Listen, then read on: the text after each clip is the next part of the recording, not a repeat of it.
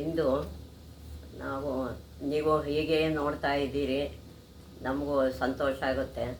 ನೀವು ಎಲ್ಲರಿಗೂ ನಮ್ಮ ಬಗ್ಗೆ ಹೇಳಿ, ಈ ವಿಚಾರದ ಬಗ್ಗೆ ಏನೇನಿದೆ ಅಂತ ಎಲ್ಲರಿಗೂ ತಿಳಿಸಿ, ನೀವು ತಿಳಿಸ್ತೀರಾ ಅನ್ನೋ ನಂಬಿಕೆ ಬಗ್ಗೆ ಈ ದಿನದ ವಿಷಯವನ್ನು ಶುರು ಮಾಡ್ತಾಯಿದ್ದೀವಿ. ಗುರು ಬ್ರಹ್ಮ ಗುರು ವಿಷ್ಣು ಗುರುದೇವೋ ಮಹೇಶ್ವರ ಗುರು ಸಾಕ್ಷಾತ್ ಪರಂ ಬ್ರಹ್ಮ ತಸ್ಮೈ ಶ್ರೀ ಗುರುವೇ ನಮಃ. ಸುಬ್ರಹ್ಮಣ್ಯಂ ಸುಬ್ರಹ್ಮಣ್ಯಂ ಷಣ್ಮುಖನಾಥ ಸುಬ್ರಹ್ಮಣ್ಯಂ ಸುಬ್ರಹ್ಮಣ್ಯಂ ಸುಬ್ರಹ್ಮಣ್ಯಂ ಷಣ್ಮುಖನಾಥ ಸುಬ್ರಹ್ಮಣ್ಯಂ. ಶಿವಶರವಣ ಭವ ಸುಬ್ರಹ್ಮಣ್ಯಂ ಗುರುಶರವಣ ಭವ ಸುಬ್ರಹ್ಮಣ್ಯಂ. ಶಿವಶರವಣ ಭವ ಸುಬ್ರಹ್ಮಣ್ಯಂ ಗುರುಶರವಣ ಭವ ಸುಬ್ರಹ್ಮಣ್ಯಂ. ಇಂದಿನ ಶ್ಲೋಕ ಭಜಗೋವಿಂದಂನ 13-14ನೇ ಶ್ಲೋಕ ನಿಮಗೆ ತಿಳಿಸ್ಕೊಡ್ತಾ ಇದ್ದೀನಿ. ದಿನಮಪಿ ರಜನಿ ಸಾಯಂ ಪ್ರಾತಃ ಶಶಿರವಸಂತ ಪುನರಾಯತಃ ಕಲಹ ಕ್ರೀಡತಿ ಗಚ್ಚಂತ್ಯಾಯಃ ತದಪಿ ನ ಮುಂಚತ್ಯೇಷಾವಾಯುಃ. ಹಗಲು ಇಲ್ಲಿ ಏನು ಹೇಳ್ತಿದ್ದಾರೆ ಅಂದರೆ, ಆ ವೈಶ್ಯನಿಗೆ ಹಗಲು ಇರುಳು ಬೆಳಗು ಸಂಜೆಯು ಯಾವಾಗಲೂ ಒಂದೇ ಥರ ಇರುತ್ತೆ. ಶಿಶಿರ ಋತುವು ವಸಂತ ಋತುವು ಇವು ಕೂಡ ಹೋಗಿ ಮತ್ತೆ ಬರುವುದು. ಹಗಲು ರಾತ್ರಿನೂ ಬರುತ್ತೆ. ಋತುಗಳು ಶಿಶಿರ ಋತು ವಸಂತ ಋತುಗಳು ಕೂಡ ಮತ್ತೆ ಮತ್ತೆ ಹೋಗಿ ಬರ್ತಾ ಇರ್ತವೆ. ಹೀಗೆ ಕಾಲಗತಿಯು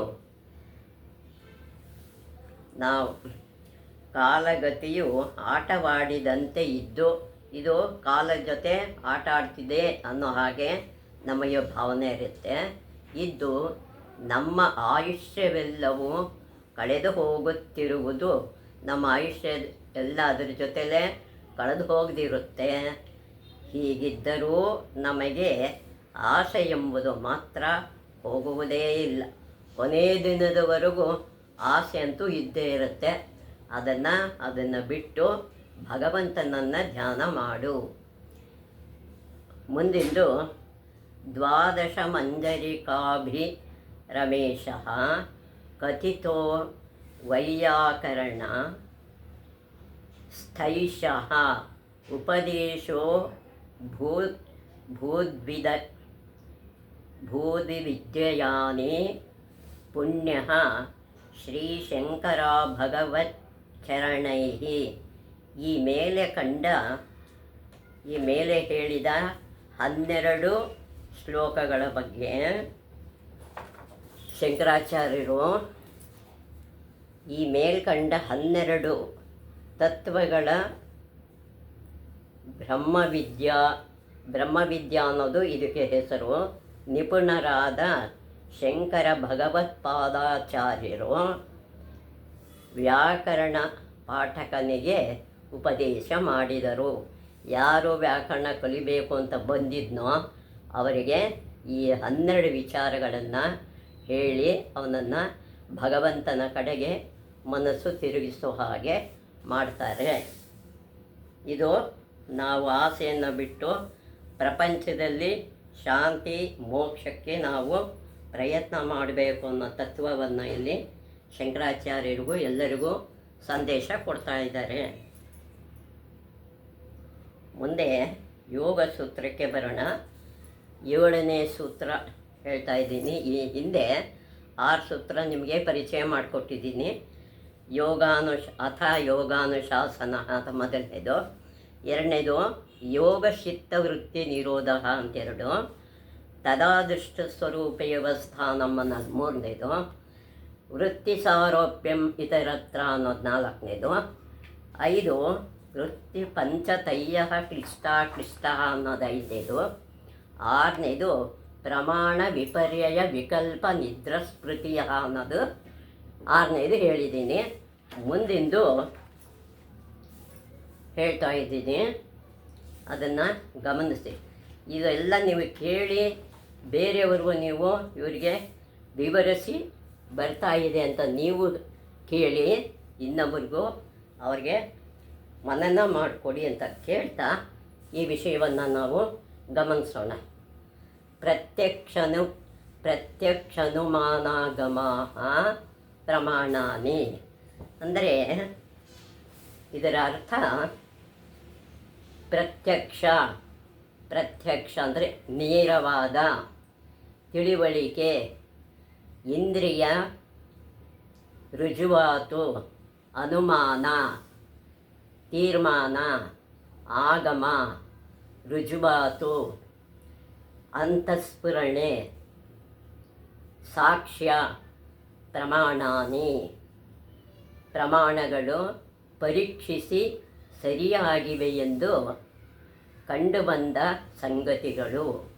ಇದಕ್ಕೆ ಅರ್ಥ ಪ್ರತ್ಯಕ್ಷ ಗ್ರಹಿಕೆ, ತೀರ್ಮಾನ ಮತ್ತು ರುಜುವಾತುಗಳು ಇವು ಪ್ರಮಾಣಗಳು.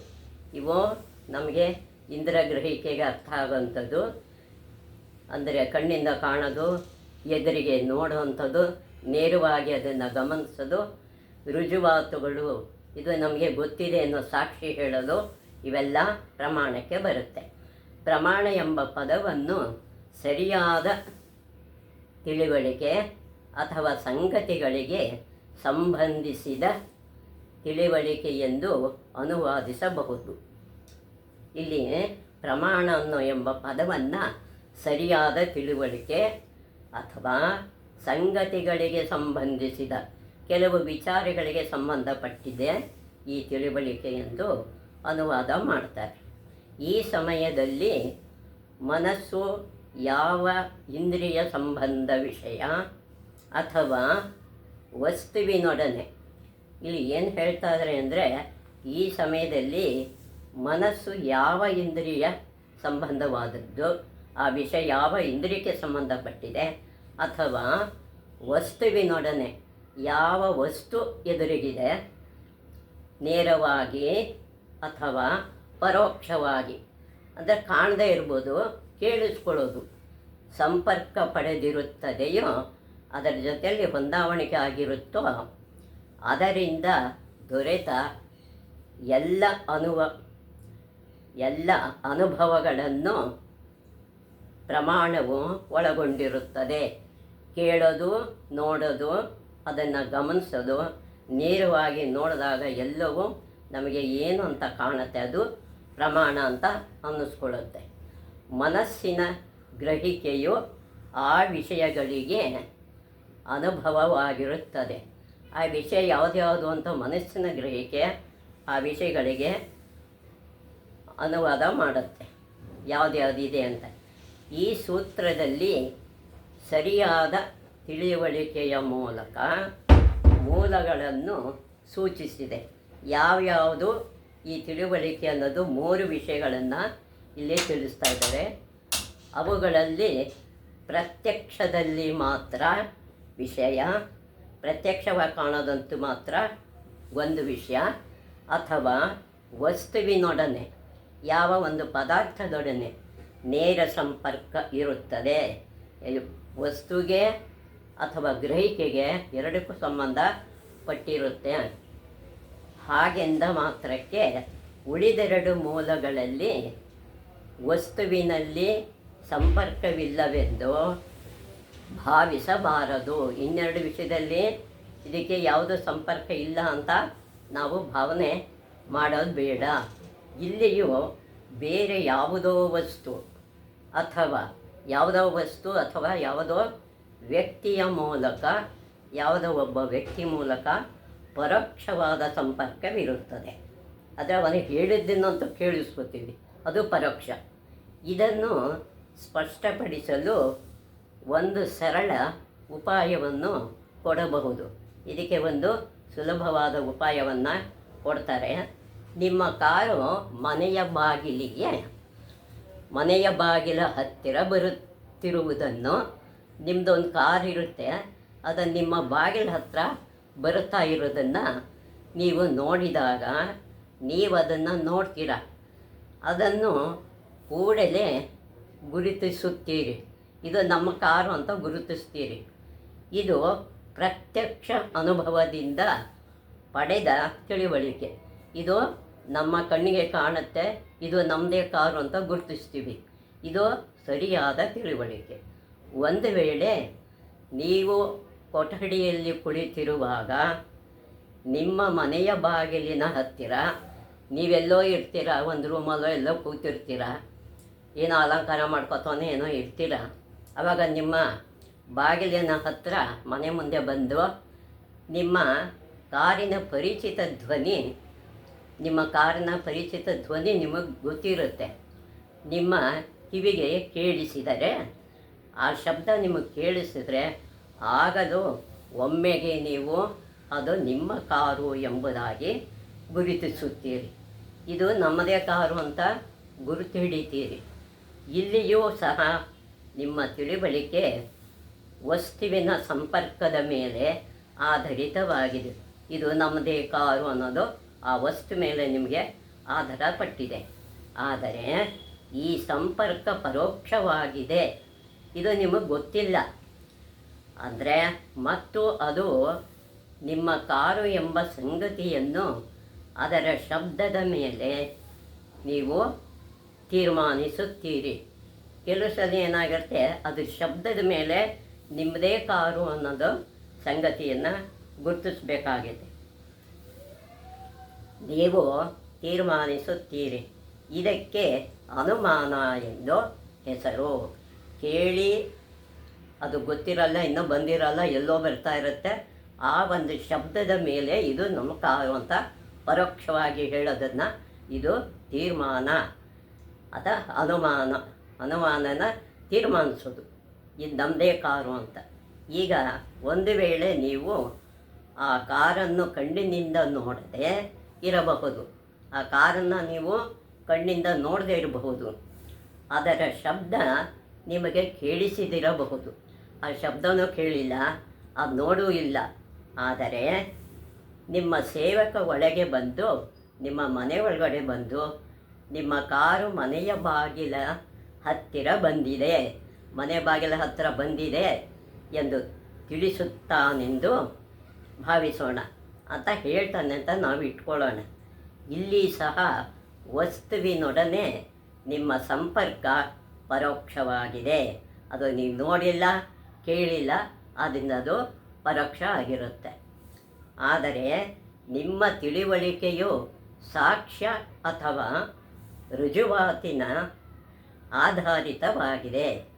ಸಾಕ್ಷಿ ಅಥವಾ ರುಜುವಾತು ಮಾಡಬೇಕು.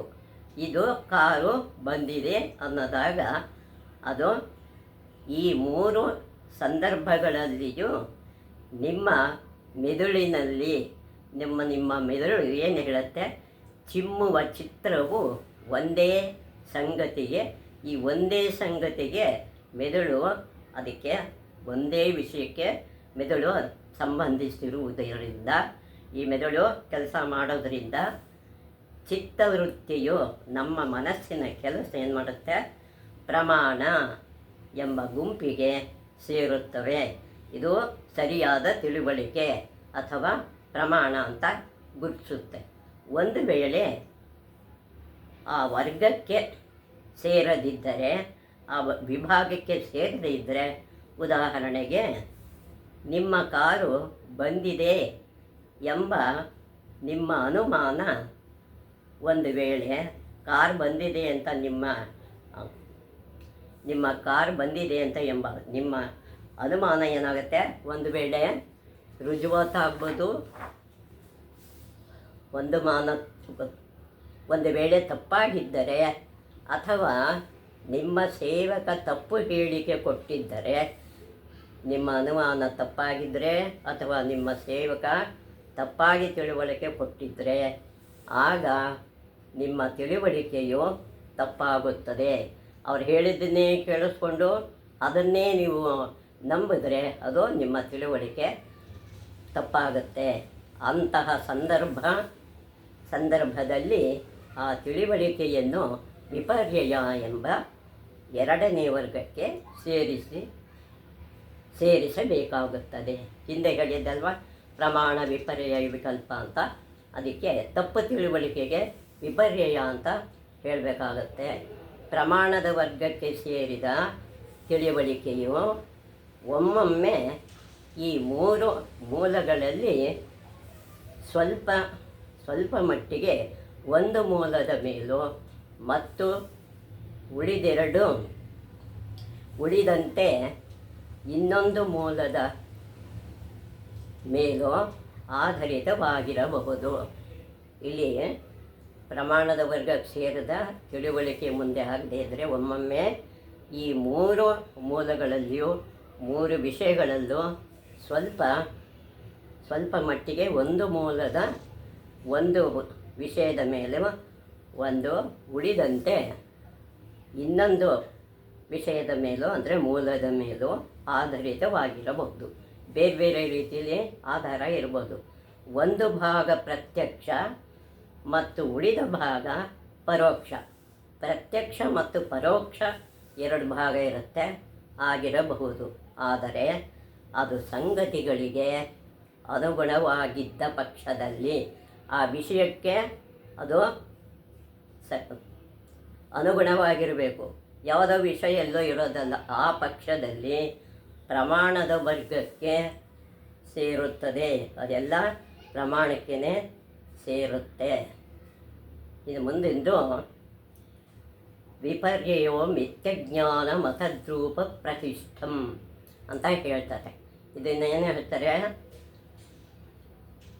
ವಿಪರ್ಯಯೋ ಮಿಥ್ಯಜ್ಞಾನ ಮತದ್ರೂಪ ಪ್ರತಿಷ್ಠಂ ಅಂತ ಹೇಳ್ತಾರೆ. ವಿಪರ್ಯಯ ತಪ್ಪು ತಿಳುವಳಿಕೆ, ತಪ್ಪು ಭಾವನೆ, ತಪ್ಪು ಭ್ರಮೆ, ಮಿಥ್ಯ ತಪ್ಪು ಭ್ರಮೆಯಿಂದ ಕೂಡಿದ್ದು. ಜ್ಞಾನ ಅಸದ್ ತನ್ನದಲ್ಲದ್ದು. ರೂಪ ನಿಜವಾದ ರೂಪ. ಪ್ರತಿಷ್ಠಿತ ಒಡೆತನ, ಪಡೆದಿರುವ, ಆಧಾರ ಪಟ್ಟಿರುವ. ಅರ್ಥ: ವಿಪರ್ಯಯ ಅಥವಾ ತಪ್ಪು ತಿಳುವಳಿಕೆ ಎಂದರೆ ಒಂದು ವಸ್ತುವಿನ ಬಗ್ಗೆ ತಪ್ಪಾದ ಜ್ಞಾನ ಅಥವಾ ಅಭಿಪ್ರಾಯ. ಒಂದು ವಿಷಯದ ಬಗ್ಗೆ ತಪ್ಪಾಗಿ ತಿಳ್ಕೊಳ್ಳೋದು, ತಪ್ಪಾದ ಜ್ಞಾನ, ತಪ್ಪಾದ ಅಭಿಪ್ರಾಯ. ಇದು ಆ ವಸ್ತುವಿನ ನಿಜ ಸ್ವರೂಪದ ಮೇಲೆ ಪ್ರತಿಷ್ಠಿತವಾಗಿಲ್ಲ. ಅದು ನಿಜವಾಗಲೂ ಅದರ ಮೇಲೆ ಪ್ರತಿಷ್ಠೆ ಆಗಿರೋದಿಲ್ಲ. ಅಂದರೆ ಅದಲ್ಲದರ ಸ್ವರೂಪದ ಯಾವುದೋ ವಸ್ತು ಯಾವುದೇ ಅಲ್ಲ, ಆ ಸ್ವರೂಪದ ಮೇಲೆ ಪ್ರತಿಷ್ಠಿತವಾಗಿದೆ. ವಿಪರ್ಯಯವು ಚಿತ್ತವೃತ್ತಿಗಳಲ್ಲಿ, ಈ ತಪ್ಪು ತಿಳುವಳಿಕೆ ಅನ್ನೋದು ಚಿತ್ತವೃತ್ತಿಗಳಲ್ಲಿ ಎರಡನೇ ಬಗೆ ಇದೆ. ಪ್ರಮಾಣ ಆಯಿತು, ಈಗ ವಿಪರ್ಯಕ್ಕೆ ಬಂದಿದೆ. ತಪ್ಪು ತಿಳುವಳಿಕೆ ಸಂಬಂಧಪಟ್ಟಿದ್ದು.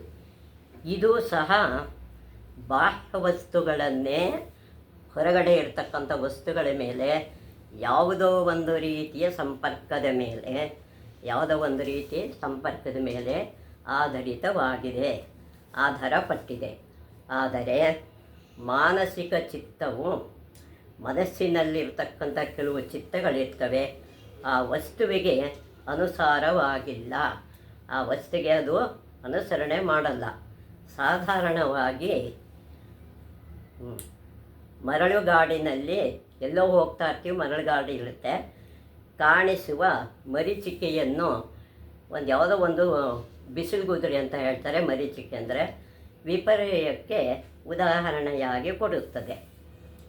ವಿಪರ್ಯಯ ಅಪೂರ್ವವೇನಲ್ಲ, ಅದೇನೋ ಅಪೂರ್ವ ಏನಲ್ಲ ಬಿಸಿಲುಗುದುರೆ ಅನ್ನೋದು. ಅನೇಕ ಸಲ ಇದು ಕಂಡುಬರುತ್ತದೆ. ಒಂದು ವಸ್ತುವಿನ ಬಗ್ಗೆ ನಾವು ಹೊಂದಿರುವ ಅಭಿಪ್ರಾಯವು ಆ ವಸ್ತುಗನುಸಾರವಾಗಿ ಇಲ್ಲದಿದ್ದರೆ, ನಾವು ಅಂದ್ಕೊಂಡಿದ್ದು ಅಲ್ಲದೆ ಇದ್ದಾಗ ಅದನ್ನು ನಾವು ಏನು ಮಾಡ್ತೀವಿ, ಆಗ ಅದನ್ನು ವಿಪರ್ಯಯವೆಂದೇ ಹೇಳಬಹುದು. ಇದು ತಪ್ಪಾಗಿದ್ದರೆ ಅದು ವಿಪರ್ಯಯ ಅಂತಲೇ ಹೇಳಬೇಕಾಗತ್ತೆ.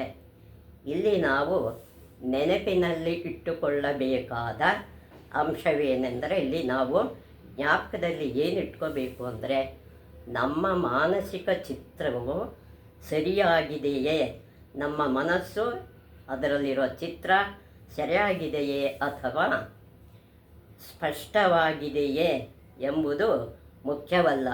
ಅದೇನು ಮುಖ್ಯ ಅಲ್ಲ, ಆದರೆ ಅದು ವಸ್ತುವಿಗೆ ಅನುರೂಪವಾಗಿದೆಯೇ, ವಸ್ತುವಿಗೆ ಅದು ಸರಿ ಹೊಂದಿದೆಯಾ ಅನ್ನೋದು ಎಂಬುದು ಮುಖ್ಯ.